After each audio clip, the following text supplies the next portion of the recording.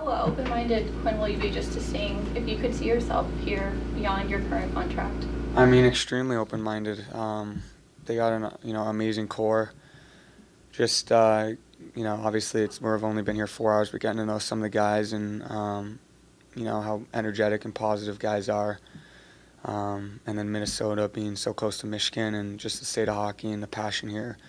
Just seeing how the fans reacted to me as well in warm-ups. And then obviously I got a lot of time for Billy for quote unquote, sacking up and making the deal like he did, and just, how he valued me. And, there are other teams that probably could have thrown in, certain packages like that too, but at the end of the day, they didn't want to do that, or they didn't want to trade 2 or 3 assets from their team like Billy did. And so I'll remember that, and that means a lot to me that Billy did that.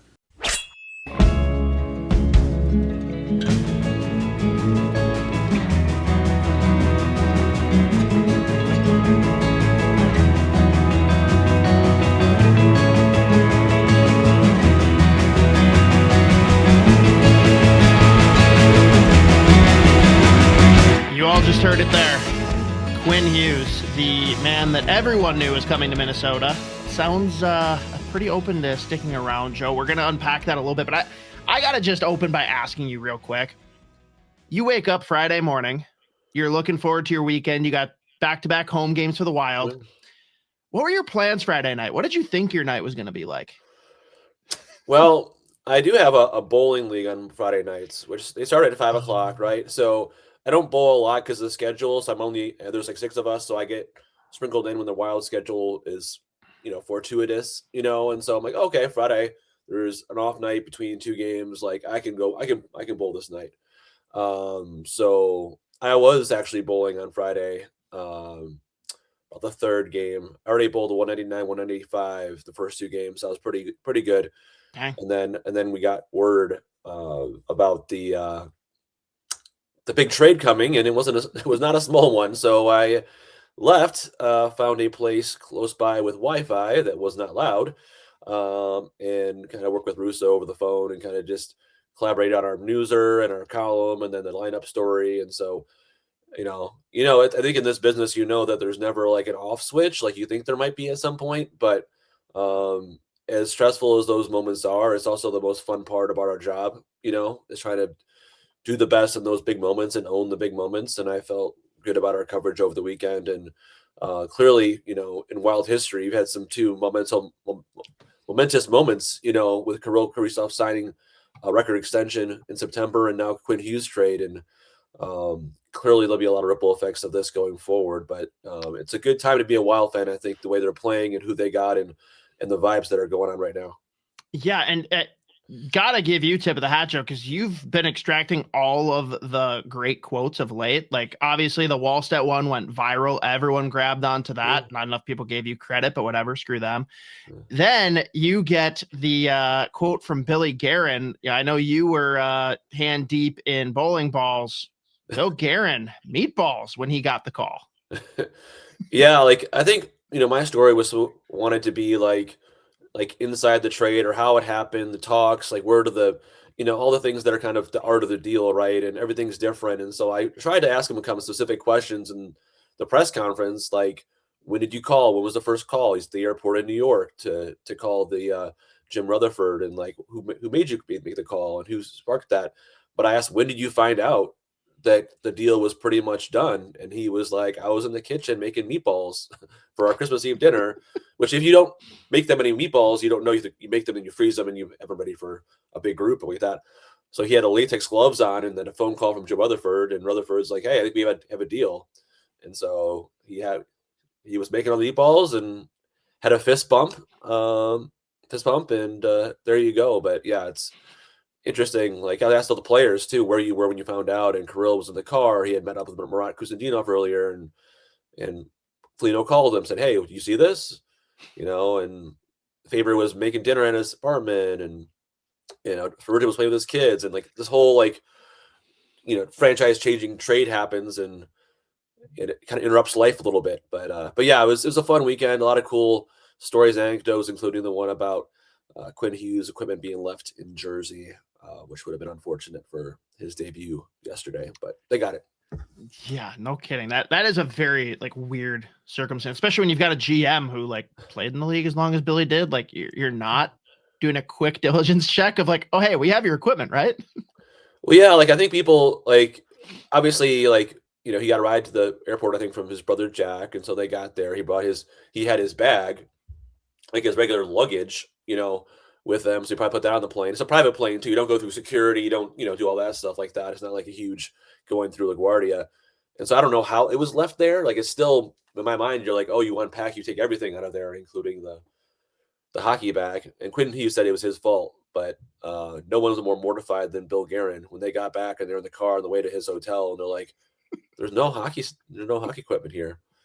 And so it was just like, what the hell do you do? And so like it was he didn't sleep that night. He woke up at 5 a.m. and he told me he was crapping his pants, like making sure that he got there because they had somebody else fly his equipment in, yesterday morning or the Sunday morning for the game. It got there. He obviously played well, but there's always these little wrinkles in trays and in travel and how you get there. But that was like, it was pretty well set up. A private plane can go to pick him up, bring him back, no problem. But can see how problematic it would have been if they did not have his gear.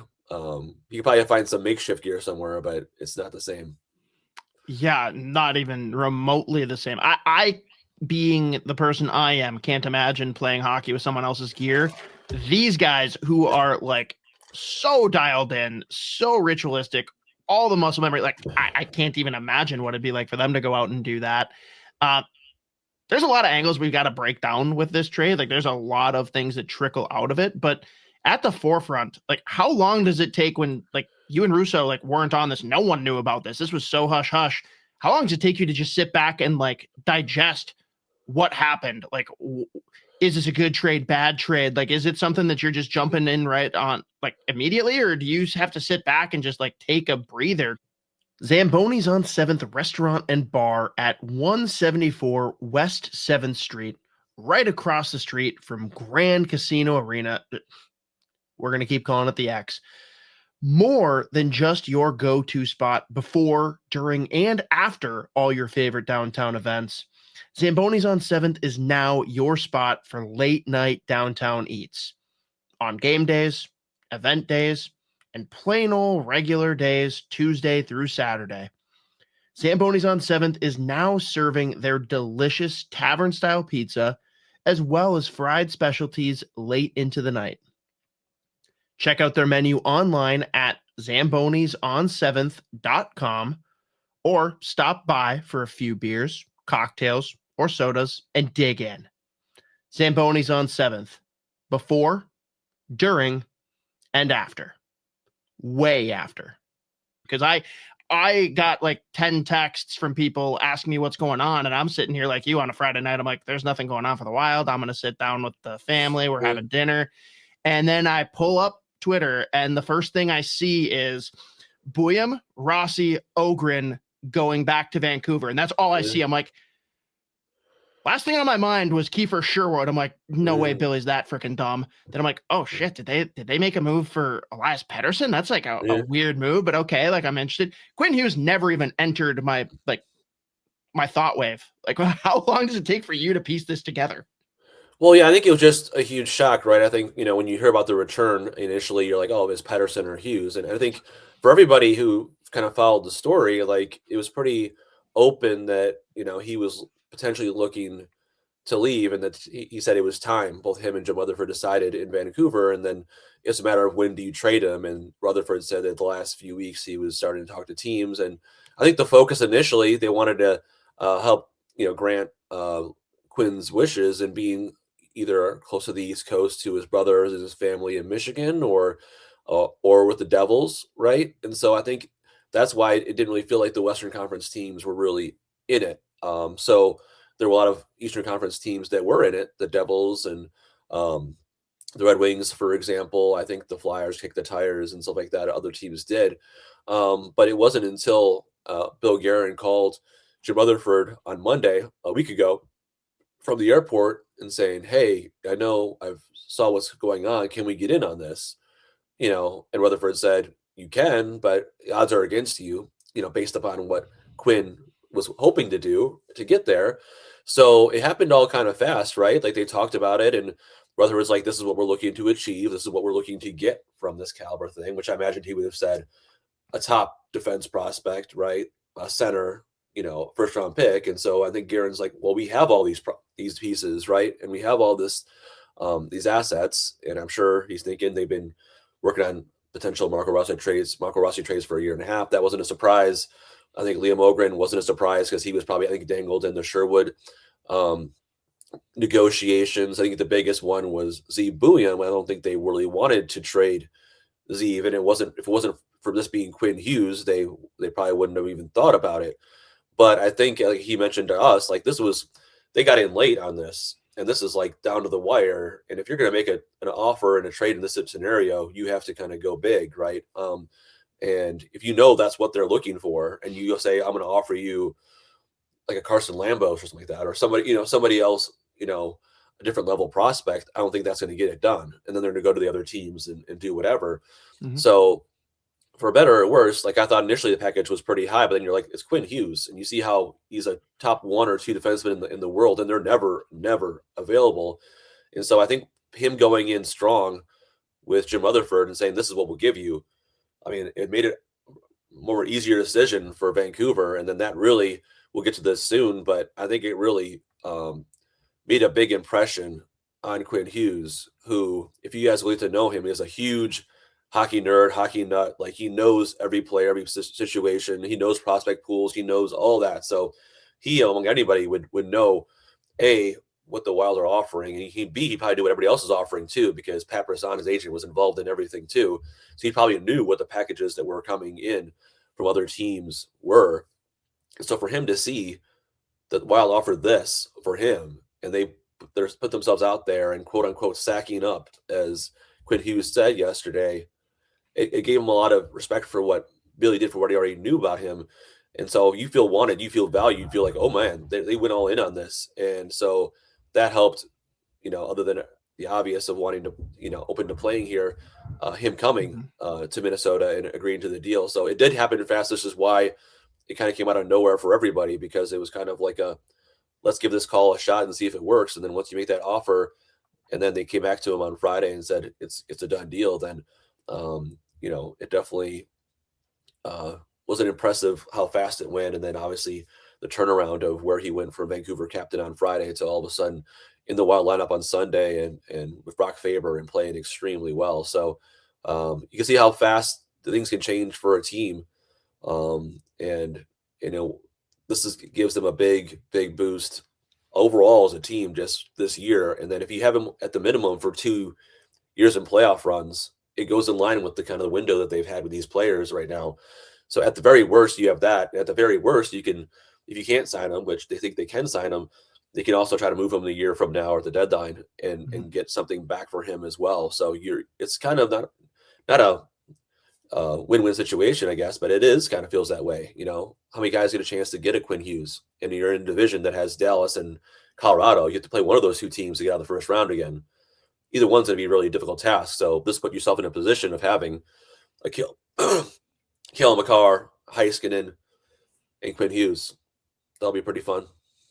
Yeah, to say the least. And important to note too, because I know some fans were kind of bothered when the news broke that this was Bill Guerin's initial offer, right? And I think it's important context that like he came up under Jim Rutherford. Like he understands how he works. He's a no BS guy. Don't come in and like dip your toes in the water. Mm-hmm. Like if you mean business, you mean business. Come and lay it out. And Bill Guerin did it. And that is largely the reason that we came out with Quinn Hughes, because there were other teams in the mix. Like you noted, there's several teams, and this is a deal that was getting done in pretty short order. Billy just stepping up to the plate, not just like balls on the table with what the package was, but giving it right away. Like that's not common, but fans understand like it was needed. Well, and like again, like that relationship that they have, that trust that they have, and he knows And again, it wasn't like he just guessed on a whim what Vancouver wanted. Like they had a conversation. Totally. Rutherford's like, hey, this is what we're looking for in this kind of deal. This is what kind of package we're looking for. We're looking for this equivalent of 4 first-round picks, or we're looking for a top D prospect, a top, a center potentially, that Marco Rossi they've talked about already at length. And then kind of like once the Wild came in and said, we'll give you an unprotected first-round pick, that was like also a strong move, a little risky, but if they think they're not going to be picking the top 10, then picking number 25, then why worry about that?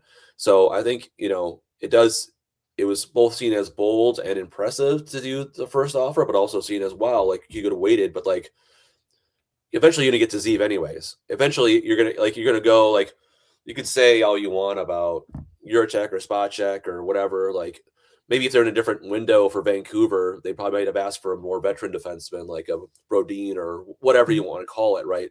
But for where they are in their window or in their rebuild or retool, it's pretty obvious what they'd be looking for from every team, not just the Wild, from the Devils, from Detroit, or whoever. They're not going to get more at Sider, of course, but they would look for a top D prospect. So it was interesting to hear Quinn Hughes yesterday. It felt like he knew everybody else offered, because he was like, other teams could have come in and offered similar package. They could have, moved 2 or 3 of their guys or whatever.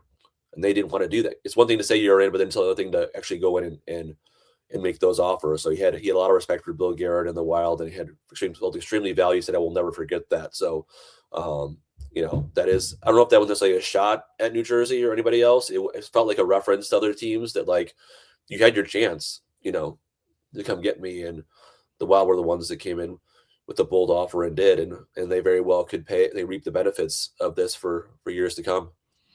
That is a fact. And you mentioned it already, the effort to extend him. Like, I'm already more optimistic than I was just based on that press conference that we listened to. I'm curious, though, do you think it is something that can wait until next year's trade deadline? Or is this kind of the Kirill Kaprizov situation again, where it's like, if you want proper return and he's not staying, like, does a decision need to be made this summer, more or less? I don't know if it'll need to be made this summer. Like, I think they're going to obviously be able to start talking and doing it then. And I think they will probably make that push and have those discussions. But I think he needs time to breathe. He needs time to figure out living here and playing. But the best way they could sell him is by having a great second half of the season, winning a playoff round kind of thing. Like, he wants to win more than anything else. And so he sees how, like, much of an elite talent on this team. He has amazing core, as he put it. So if he can play with Kirill Kaprizov and Matt Boldy and Brock Faber as your D pair partner for the next however long he stays here, like, that's a pretty good incentive to stay, right? Like, I know you want to play with your brothers, and who knows what can happen in the future, but, like, he knows hockey as well as anyone. He knows how good this group can be. So I think my best would be is after the playoffs or whatever the season ends, they'll have those discussions and see and where his mind is. Like, do I want to commit now? Do I want to wait and see another in next season or whichever? But I think it's going to be something that they'll probably approach. I don't know if they're going to feel like they have to get it done next summer or trade them a year in advance. I think they can play it along and wait if they wanted to a little bit longer and see, depending on how the team does in the playoffs, what they have come back next year. At the very worst, you have 2 shots at it, right? You have 2 shots in the playoffs with a guy like this. So I think they're going to be patient, but, like, try to be proactive too. I mean, you talk about the brothers. When is it appropriate for us to start taking our subtle jabs at Wyshynski and tell them that Jack and Luke are coming to Minnesota? Well, yeah, the plane had enough room for all brothers, right? And I think another point that needs to be brought up too, like, I think, yeah, like, it's a dream scenario to play with your brothers, right? But he also, if he goes to, like, New Jersey, like, him going there is going to push his brother Luke down in the lineup, right? He's gonna take a lion's share of the minutes, and, like, it's a dream scenario to play together. But he'll also get to play with some of these guys. Like, he'll play with Jack at Team USA, right? He'll play with him in the Olympics and stuff like that, and, like, the other opportunities to play in different scenarios. So I don't think it's necessarily a guarantee that they have this aligned, like LeBron and D Wade and Bosch did to come unite together. I think it's a great option. If that's out there, then they'll pursue it. But you mentioned the press conference yesterday, just also being very close to Michigan, right? He's a short flight away and seeing family. His family can come see him play. Loving the passion of the hockey market here. And again, it's a passionate hockey market, but it's not an in-your-face hockey market, right? Like fans are usually pretty respectful around town. Like the cameras he'll see every day here. There's a few beat writers versus like tons of cameras, right? Like it's a more relaxed, like we cover the hell out of this team. But I feel like, there's a little more of a, you can build a relationship with players here versus in markets like that, where it's like you have 3 guys and you come to a big scrum and every time you talk to the media, there's 15 cameras there. It's a whole different vibe. So we'll see how he fits in and how he likes it. But, it didn't hurt to have him get a standing ovation at the end of warmups, or every time he touched the puck, people were on their feet. And like you were there, probably, and saw like at the end of the game, we burst #1 star and he ovation again. So it's anybody in any job or any way of life, you love to feel welcomed and appreciated and valued. And he certainly felt that yesterday. Man, I would love to just be randomly applauded throughout my workday. That'd be a nice little bump. Oohs and ahs. Come on. So this is just the beginning of the story. Like, this is going to unfold quite a bit throughout this season. There's a lot that we're going to talk about moving forward, but 2 things I feel like we need to hit on quick before we kick it over to an awesome interview that we recorded with Brandon Duhaime ahead of his matchup here in Minnesota with his Washington Capitals. First one is regarding the team. You mentioned, like Quinn Hughes said it, like this is a talented team, great core. Can this team, as currently constructed, win a Stanley Cup, or is there something more you need to see Bill Guerin do to convince you that this team's ready? I mean, it's a tough jump from not winning a playoff series to winning a Stanley Cup. Being said, they put themselves in the upper echelon of the league and of the Western Conference in the toughest division in the entire National Hockey League. So, like, the road goes through one of those 2 teams, at least right as of right now. Can they beat one of those 2 teams? Absolutely, I think they could, right? I mean, Colorado seems like a wagon. It's maybe hard to convince yourself to beat them 4 out of 7 games. But I think once you get past that first round, I think you never know what can happen. They've been able to play Edmonton pretty well. They've been able to play Vegas pretty well last year's playoff series. So for me, it comes down to 2 things. One, health. Like, we don't know how healthy they are. They've been doing this with kind of patchwork lineup and some minor leaguers in their lineup, which has been impressive considering they've won 16 of the last 21 games or whatever with this lineup. And there are no Mats Zuccarello, no Marcus Foligno, no Jake Middleton, no Brodoin in the last couple of games. Those are not small contributors to this group. So I think if they can get relatively healthy by the time like the deadline comes around, I don't think Guerin will have to make many big moves. They also have to see how the centers develop. They're really happy with Urov, and I think him developing so well made it possible, as Guerin said, to think of trading Marco Rossi. But they're also 1 injury away up the middle from being in like you're obviously playing Ben Jones on 4th-line center or whatever. So center depth could be something that they pursue. I always thought that a scoring winger would have been able to help, eventually here. So I think the next thing would be potentially up front, maybe finding that extra bit of scoring. So we'll see if that's something that they need. I think the idea behind this trade as well with Quinn Hughes is he's a defenseman, but he can maybe create an extra point or so a game because of how he fuels the rush, how he breaks pucks out, how he creates his own way, how he affects the power play. So he's not a forward or a center, but the way he impacts the game can make it a little more effective offensively to where it doesn't have to get a random scoring winger, right? But the whole issue with this team, at least so far this season, to me, has been secondary scoring. Is when like Kaprizov and Boldy aren't going, and then they've had some issues. But if the guys like Johansson and Ek recently have scored, if this can make them from a bottom of the league team in guys from the blue line scoring to like all of a sudden a middle of the pack in that respect. You saw Faber on Sunday being a terrific Quinn Hughes impression with what he was doing on the ice. Like, if you start to get more points from the back end and you start to fuel your offense with some playmaking and puck moving from Quinn Hughes, all of a sudden you get an extra maybe goal or half a goal a game, and that can make a difference. So can they win the Stanley Cup? I mean, teams have gone in before and found ways they didn't expect to win the Stanley Cup. But I think this puts them in a better position in the West. But they have to get out of those two teams, better chance to get out of one of those first rounds. And then once that mental hurdle is off their back of winning a first round series, like who knows what can happen with the goaltending that they have. So I'm not saying plan the parade, but I'm saying that they put themselves in a better position, I think, right now with the team that they have and the window that they have to give it a shot. And you know, these players were so pumped, right? This is when you get a superstar like this on your team, and like all of a sudden they're like, this is a signal that this management believes that you can do something special. And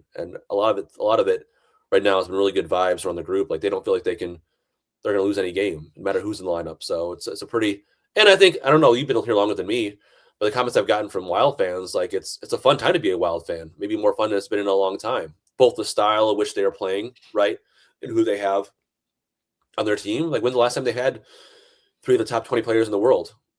It's ever. Insane. Yeah. And looking back to this summer too, like just a complete vibe change from the fan base. I think the point you made there though, with Quinn Hughes helping get more scoring depth just by what he's going to contribute moving the puck up the ice, I think that's a huge factor here. But maybe I'm like galaxy braining this a little bit too much, but I feel like the answer is they need like, if they can find a top 6 center, which is easier said than done, given the assets you just sent out. Like, I don't know what you would package together for certain teams, but I feel like it's got to be center rather than scoring winger, because a scoring winger is going to push a Johansson or a Zuccarello down the lineup. And I feel like the capacity they're both serving in right now is vastly enhanced because of the fit with their line mates. Whereas if you shift either of them down to the third line, like you're really losing out on their value. And it's not the same net gain when you bring in that star winger as, hey, you tell me we can put Yurov as the third line center, put him with any combo of Hartman, Foligno, and Trenyon, and then you've got a new 1C that's going to just drive that first line with Kirill and Zuccarello. Like, I think that is the answer to make them a bona fide cup contender. Not to say that, hey, this is the first time I've looked at the Wild roster literally in their existence and said, okay, we have a contender. Yeah, and I mean, I think I agree with you in terms of center, especially because of, you know, in the face-offs and being able to shut down guys. Like X been a shutdown defender. Yurov is to be his first Stanley Cup playoffs if he gets in it. Yeah. They have Hartman and Miko Sturms be a great addition, I think, for a playoff caliber team. So they're still not the best team in face-offs, right? That's still an issue. But I'm not sure who that center is. Is Ryan O'Reilly a guy who's up there still, you know, in that realm, you know, or what? Affordable at least. You know, more affordable than you already traded your first round pick. You already traded some of your top prospects, right? Rossi was your biggest on the roster trade chip. So, you know, now you're looking into guys like Stramel and Richie and Bennick, and like, you know, like those are guys that you think of like, oh, if I'm going to get a bigger name guy, like I have to dip into 27 first round pick. I have to dip into some of the guys that are right here. So, and does the addition of Quinn Hughes, I know like he's in, Buium's out, but obviously that shifts the D pairings down. Does that make Brodin, Spurgeon, Middleton, like, does that put them on the table for potential trades, or are you like, no, we're not touching this decor? Well, I mean, that's hard. I mean, I think you said going into the season, maybe that you would consider a Brodin or Spurgeon. Spurgeon's played so incredibly well right now. And Brodin, you know, has done that too when he's healthy. But yeah, like, I mean, I guess you could say like a Middleton type, he'd be a third pair defenseman now at like $4 million, right? But still, if you look at the top 6 with that, if Middleton and Bogosian is your third pair, hard to find better top 6s, I think, around the league than that. And the injuries come up all the time, so it's hard to like trade out. Once you trade a guy from the blue line, all of a sudden you're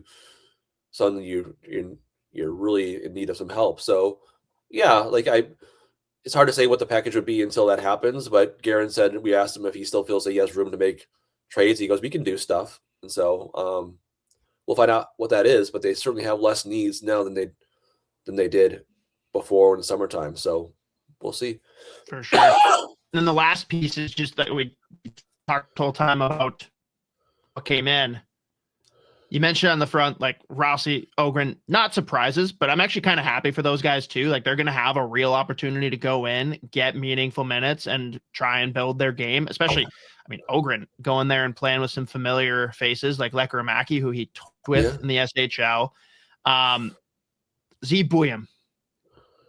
It's a tough one to let go, but again, you are living a dream if he becomes Quinn Hughes. So upgrading and accelerating the process and getting a defenseman number 2 by most people and 26 years old. Like you got to make a move like that, but it is tough to say goodbye. Vancouver's getting a stud who absolutely has the makings of maybe not being Quinn Hughes, but replacing the role there for a long time in a meaningful way. And he already did it on Sunday, jumped in first couple minutes of the game, goal, assist. He's electric. But Joe, are you okay? Do I need to worry about you getting transferred to Vancouver now? Like what's happening here? Yeah, it was so much fun to get to know him and his family. Like as you saw, I did some stories out there in Denver last year. I went to the Frozen Four and followed them around and everything like that, and I got to know his family. And such a great kid, first of all, such a mature, driven. Like you could tell why the guy's won everywhere he's been. So, it's a bummer to see him leaving from a personal aspect because he's such a good dude to be around, and the guys loved him in the room in Minnesota, and he's going to be a special player. I whether it's a Quinn Hughes 2.0 or not, like he's to be really, really good. And so I think the Wild know that. And I think Zeev was pretty mature in his answer yesterday. He was asked about when Wild tell you they're the D-man of the future, and then they trade you. What do you feel about that? He goes, I don't think they were lying to me.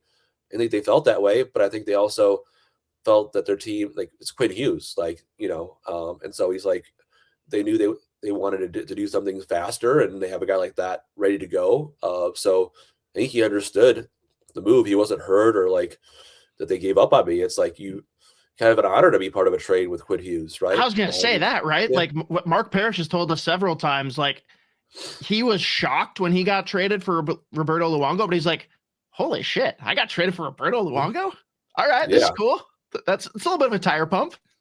Yeah, I mean, and he's going to get some top 4 minutes there. He'll play top power play. Like he'll get a chance to shine. So, in an ideal world, when you make deals, it's win-win for both sides, and it very well could be. The Wild are going to enjoy having Quinn Hughes for a year and a half or beyond, and I think Vancouver's the retool or rebuild will go much better having a top 6 center and a top 4 D just to put in your lineup. Yeah, in order to have a good trade in the NHL, especially a blockbuster one of this nature, there's going to be some sting on both sides. But end of the day, I do agree. I think this is one that nets out positively for both sides. Granted, you never want to lose a Quinn Hughes, but fans, I think, realize they're pretty intelligent out there. He was gone. And this is the best, this is a way better return than I imagined them getting, just being backs against the wall. I think both sides are going to come out of this pretty well. Yeah. I mean, I think as well as they could, I think they knew they were going to lose him eventually anyway. So more of like, okay, how do you recover and how do you rip the Band-Aid off early versus waiting till the end? And now there's some clarity and they can move on and they can try to figure out what to do next. And then Quinn Hughes he seems so much more relaxed and like, let's say happy, but he seemed like in his press conference, which people noted in Vancouver longer than any press conference they had there with him, he seemed more at ease and relaxed than he had been recently. So you could tell it was waiting on him, the decision to leave from that place. So maybe that'll help him to play better of knowing, hey, I'm a fresh start and I'm wanted. I don't need to be the savior here. I'm part of a pretty good group. So it should put him in a good position. That's a fact. Well, way more to come on this, guys. Obviously, this is all pretty fresh, and it's going to be very fun to see how this team comes together. I mean, Quinn Hughes said it. Like, this is my first game with Kaprizov. He sent me a pass in the second period that I didn't know was coming. And give us like 4, 5, 6 games. We're going to be dangerous. Yeah. We're going to be dangerous. Absolutely. You heard it from him. But with that, we're going to send you over to a fan favorite of the Wild. Awesome interview. Such a fun guy. Washington Capitals, Brandon Duhaime.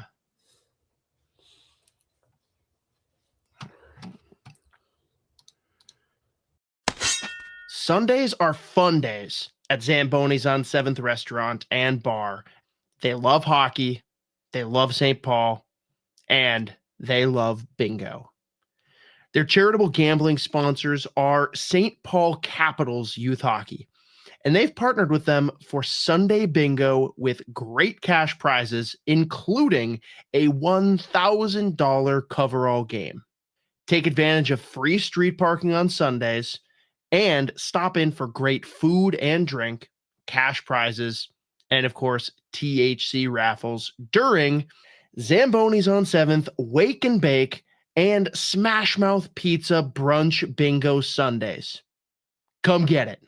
Joining the show today is one of us after 3 seasons with your Minnesota Wild, current forward of the Washington Capitals, everyone's favorite Florida man, Brandon Duhaime. Brandon, thanks for joining us. Thanks for having me on. Now, Absolutely. I wondered initially too, because on another one of our shows on the network here, we occasionally would bring in some of the Florida man stories and kind of tie them to you in funny ways. And I wonder, like, how much time did you actually spend in Florida? I didn't know how much of your upbringing was rooted there. And then we got tipped off to something called Divin' with Dew. Can you tell us about that? Yeah. That actually, so I've had that YouTube channel for I think it was 2014 I made that thing. And I was I don't know, I was just making an account, whatever it was. And then this past summer, I really got into spearfishing.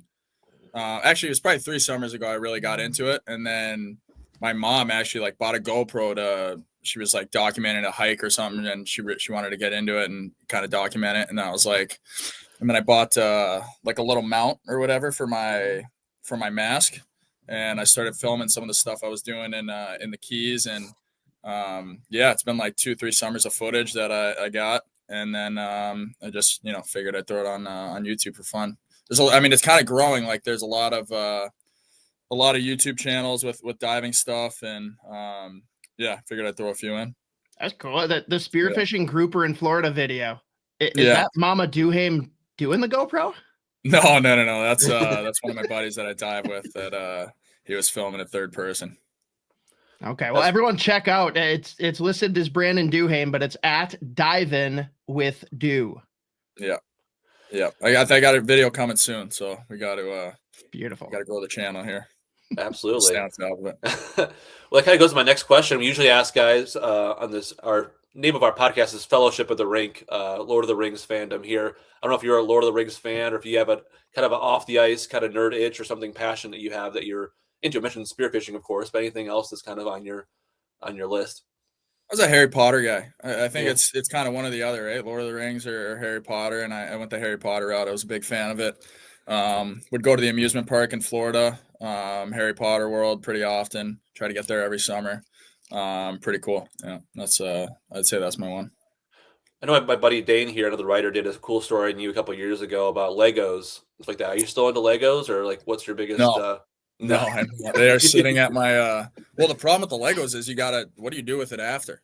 It's it's fun to do, and then you got a 4-foot Millennium Falcon. It's where do you put that thing? You know what I mean? And I got I think it's 3 feet by 3 feet, Harry Potter castle. So they're sitting in my parents' upstairs, and I just don't know what to do with it. So I kind of had to chill. There's nowhere to put them. You could probably add that to the YouTube repertoire, show you making these Lego things. Yeah, and, whether it's for personal profit or for charity or something, you could absolutely auction those off. Yeah, it's something to think about for sure. Well, congrats, by the way, on getting engaged. That was a couple months ago, right? Yep. I'd love to hear the story of how it happened, or how much did you plan it, or I don't know if you're a big romantic guy or whatever like that, or what was the setup? Not the best planner and not the biggest romance guy, but she was happy with it. It ended up turning out really nice. We did it in Marathon, Florida, not too far where she's from and grew up. So ended up going really well and went smooth, in my opinion. I mean, you'd have to ask her, but yeah. Well, she said yes, so that's the main thing. Yeah, she said yes. Yeah. Well, it looks like you're having a lot of fun with the Caps there. It seems like a really great group, and obviously playing well. And your coach looks like he can still play, with how young he is. But just what's the fit been like? I know you've been around with some good groups in your career so far, including in Mini, and then obviously Colorado. But just what's the vibe? What has it been like with this team? Yeah, it's been incredible since the day I got here. I felt like the chemistry was there, right away with the guys I was playing with when I first came in, and the chemistry in the room, and just how welcoming the guys were it was such an easy transition to come in this locker room and feel like I was a part of it.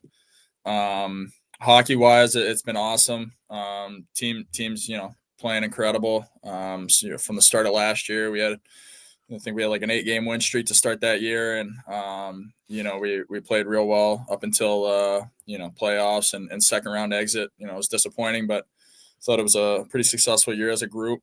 We learned a lot, and, we're just trying to snowball on top of that this year. Say a lot of the same, we lose Dubois earlier in the year, and, the team, is finding ways, kind of next man up mentality. And it's been real good. I mean, on top of the great season last year, talk about riding that wave of the Ovi goal chase. Oh my God, that was it was a movie. Like, I felt like every game he was breaking some sort of record where we were, in the locker room celebrating together, and it just felt like every day was, it was going to be a new milestone, and it was just incredible to be a part of. I mean, I've only been here for a year and a half now, and to see all those milestones and to be a part of it is incredible. And obviously Ovi's the aged vet there. You've taken the young pup Ryan Leonard under your wing, and it sounds like you took him for a little Costco run. Yeah, he's a clown, man. Like, he just so young and so silly. Like, he's just a goofy kid, and we love him, and he doesn't have a Costco card, so I had to take him, and we went there with a plan, and it did not pan out the way we thought it was going to go. There was what we went for. We got none of it. And, he ended up leaving with a typical Costco trip. You go for like steak and vegetables, and you end up leaving with like an electric scooter and a bounce TV. house. It's like, yeah, it's crazy. Well, you knew of like Ovi from afar. You blocked some of his shots in your career, but like, what did you learn about him you didn't know as a teammate, or what's kind of your favorite Ovi story since you've been a teammate with his? Yeah, I mean, you only see him on TV and on the ice and how he plays, but just the person he is in the locker room is pretty incredible. And I feel like it's like that with most superstars, but him especially, I think is it's insane how personable he is, and you would have no idea he's the greatest goal scorer of all time. That when you meet him, he's just a super humble guy, and super welcoming. He could have easily, oh, hey Dewey, how you doing? Like, he texted me before I came, and I think he took a real initiative to make me feel part of the group, and he's been awesome. And I mean, you've been fortunate enough to play with Ovechkin, McKinnon, and Kaprizov now. Like, what's the thread that connects all of them, and then like what stands out among them too? Like, how are they different? They're all different in their own ways. I think Kirill's, a lot like Ovi, kind of, goofy in the room and pretty laid back, but when it comes go times, intense and a leader and hard. You're telling me Nate Dogg's not laid back? No, he's pretty intense. He's pretty intense, yeah. You guys see it on TV, the way he plays, and his game is incredible, and his commitment to taking care of himself and taking care of his teammates is awesome. You mentioned making you part of the team and feel part of the group. Like, I'd ask you, where did the dog part come in? Where did the nickname and like where did like the videos of like the barking as you walk in the room and all that stuff? I don't even know how it came about. I think we were just messing around in the room, and I called someone a dog and started barking or something, and Ovi just latched onto the nickname Doggy, and then it kind of took a life of its own. I feel like that was probably mid last year, and then it's his history ever since. Is he just assigning all of the nicknames? Like, I know the one last year that just like couldn't go away was Bands. Yeah, he's got a nickname for every guy. Even if it's just him calling you that, it's just him, but he's got a nickname for every guy. It's pretty funny. Well, I know you had some legendary pranks with Flower and Minnie, and it feels like you're taking a little bit of responsibility to do your own stuff with the Washington. And I saw like the werewolf video that came out. Oh my God, that was gold, man. Like, I felt that your idea? Was that your idea? I felt bad on some of the reactions. Poor Dowd, man. Like that's my boy, and I did him dirty on that one. Like, yeah, that was a tough one. There were some good reactions in that one, and yeah, that was funny. Let's do therapy couch here. Like, talk me through what's going through your head, and you're like, yeah, I think it's a good idea to go head to head with Flower. This interview is brought to you by our friends at Waggle Golf. Waggle Golf believes what you wear on the course should reflect your individuality, who you are, where you're from, your hobbies, interests, and passions. All the stuff that makes you, well, you. That's why every design is inspired by the desire to create a piece of apparel that strikes a chord when you see it. That makes you say, wow, that was made for me. Because in a lot of ways, it was. Ready to get your waggle on? Go to getyourwaggleon.com, throw in promo code SP10 at checkout to take 10% off your entire order. Not a lot of thinking went into that one. I think that was kind of.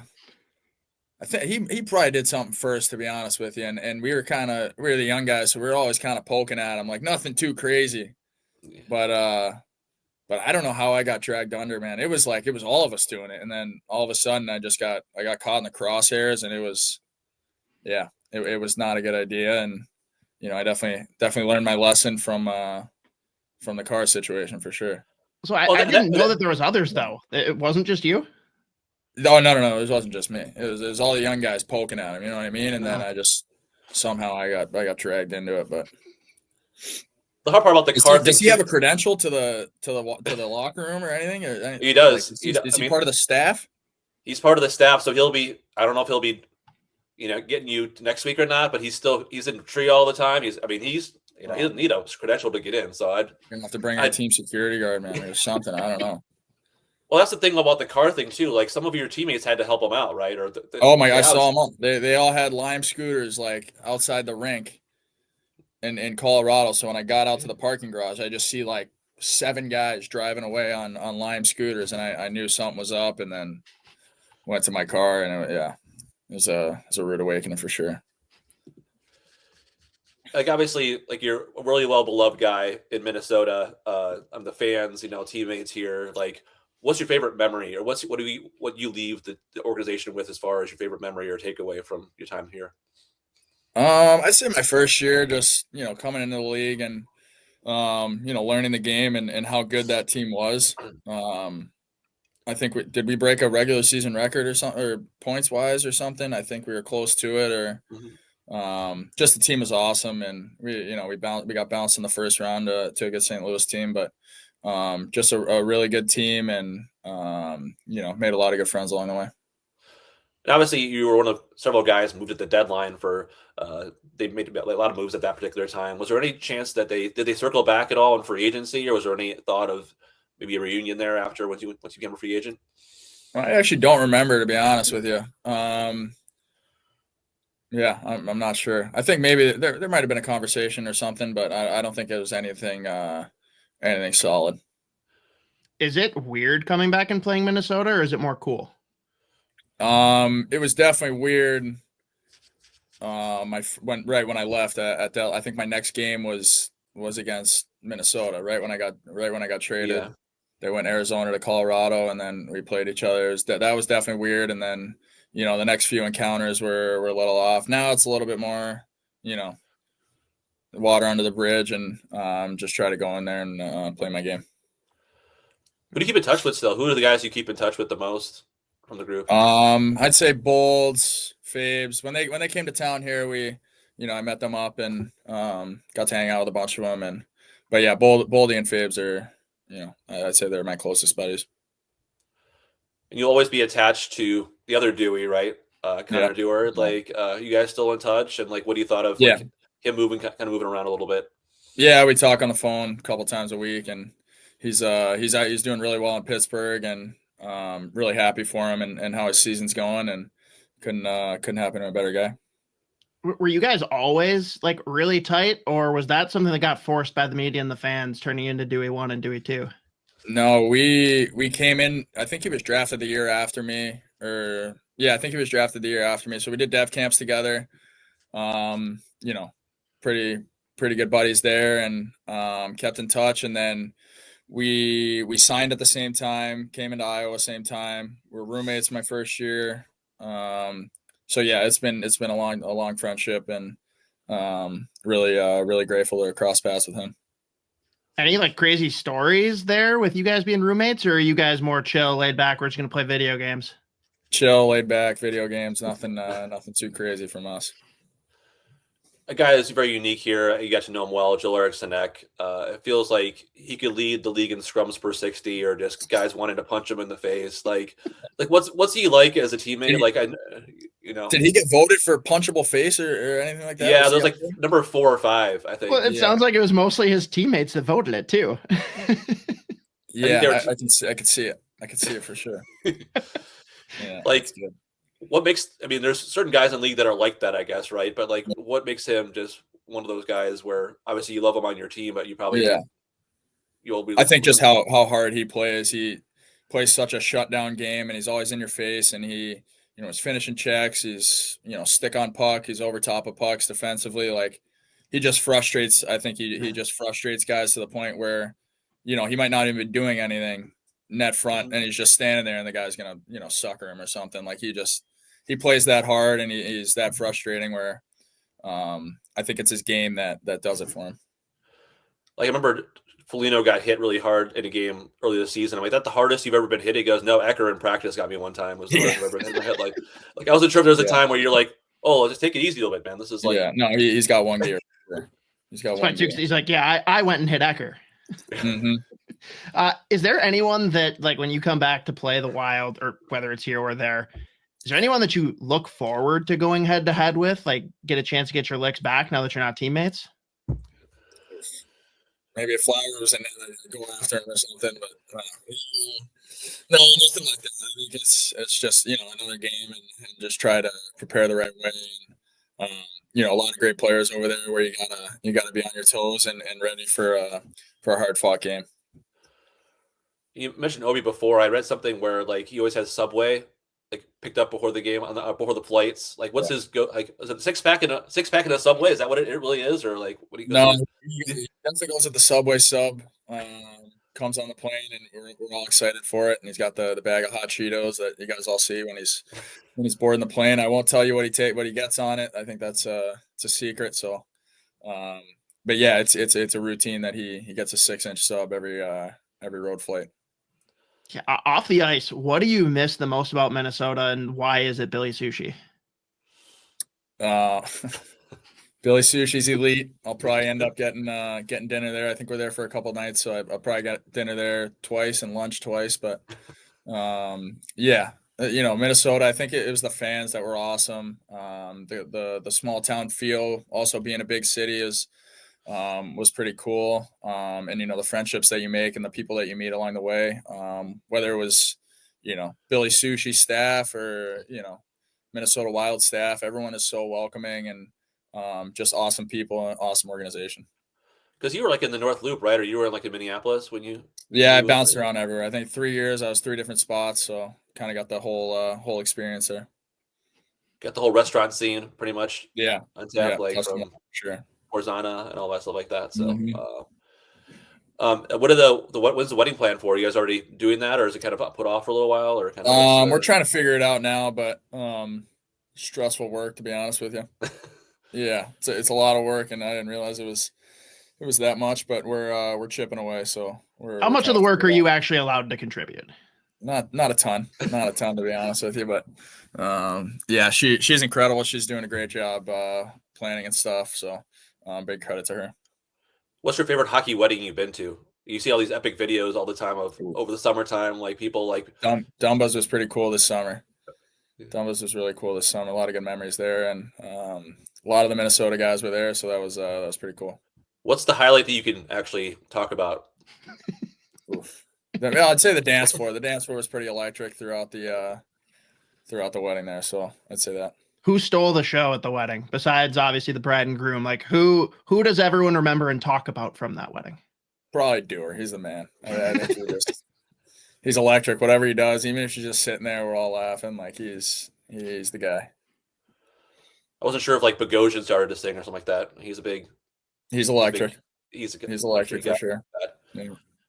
Did you, since you live in Florida a lot or spend time in there, obviously, like, are you a big golfer at all, or do you get to play much? Yeah, I get out there. It's tough in the summertime in Florida, just because it's so hot, and you work out in the morning, so you got to golf in the afternoon, and it's cooking out there. That humidity, that heat, it's tough to get through a round of golf. But I'll go on a golf trip with my buddies in the summer. That's pretty fun. But yeah, I'd say once or twice a week I'm getting out there.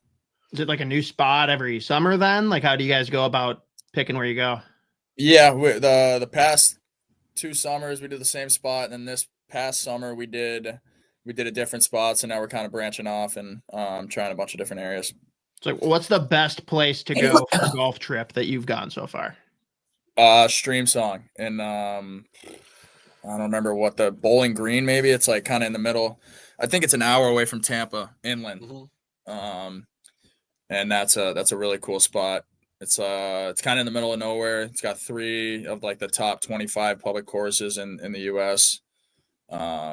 Just really good golf, really good hospitality, staff's awesome. So nice. Where do you stack up with the group? Are you the stick, or are you the one that's going and getting the ball in the water? No, I am not the stick. I'm probably I'm the 3 horse, 3 out of 4.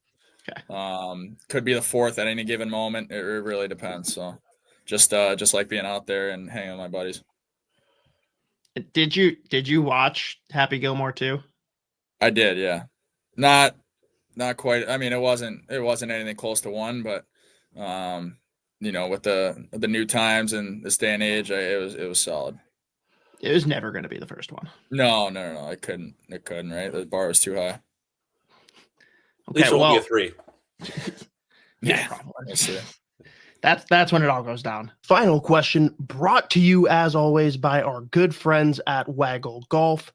First, make sure you head over to getyourwaggleon.com, throw in promo code SP10 to take 10% off your entire order. Holidays are coming. Hats, quarter zips, polos, you name it. Brandon, I need you to give me 3 names. These names can be dead or alive, celebrity, athlete, doesn't matter. But I want you to give me the names that round out your dream golf foursome. Oof. I mean, probably you got to go Tiger, Gretzky, Jordan, maybe. Okay. I'd say that'd be a pretty good foursome. It's one hell of a competitive trash talking. Yeah, I'd definitely just be hanging out, watching, just in the corner, for the most part, and let those guys throw the money around. But it'd be nice to chop it up with them at least. Yeah, I'll drive the beer cart for that one. So yeah, exactly. Who are you carting with then? Probably Gretzky. I'd like to chop it up with him. I think that'd be really cool. We got the opportunity to meet him after O's records and stuff. He was in the locker room with us, which is pretty cool. So.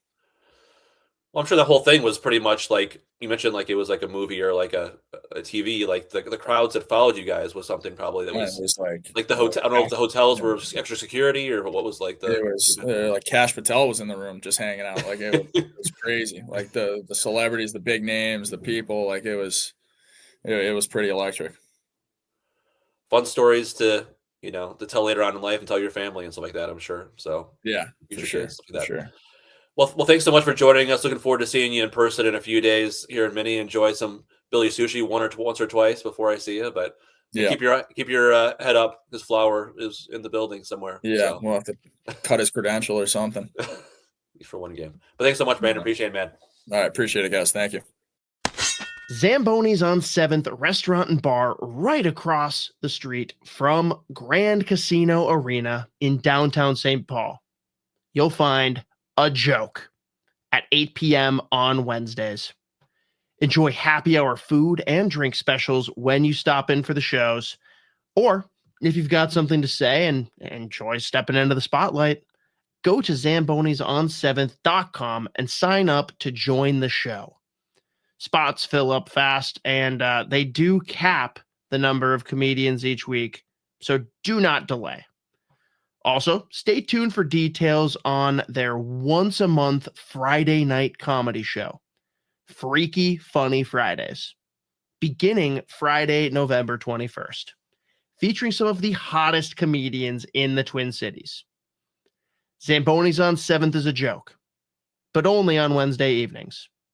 And the occasional Friday. Stay classy, stay to hockey.